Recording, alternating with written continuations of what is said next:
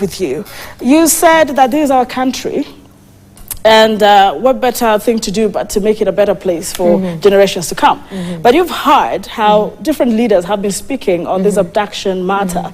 It seems to have caused some sort of split now at this point in time. It continues to widen that split. And you've had some saying, if you don't want to be in this country, you can as well leave. Why are you still here? Some are saying, well, you should train your children to be a bit disciplined and respect their elders and their leaders. I do not know where you stand when you said this is our country. I think there is... let's treat this matter, abduction, with the seriousness it deserves. This is a grave issue. It affects all of us. It can affect you. Whatever has happened to Maria, what happened to the young people, our Gen Zs, what has happened to the families who have their loved ones, who still cannot be accounted for, you know, can happen to anyone. And as a mother, as a leader, and as a woman, I am not one of those people who will sit pretty and say that things are okay. And we cannot afford to have this country ran the same way. It cannot be business as usual. So from where I sit, I condemn the abductions. It is actually unfortunate that up to now the police, you know, the IG of police said that the police are not involved in the abductions.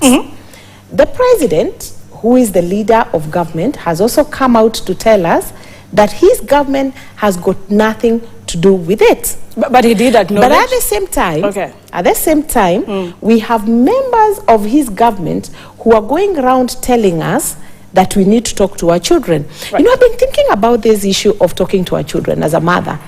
At the age of 24 years, because most of these young men who were abducted the other day, I'm talking about young men like Billy Mwangi and the Kibets.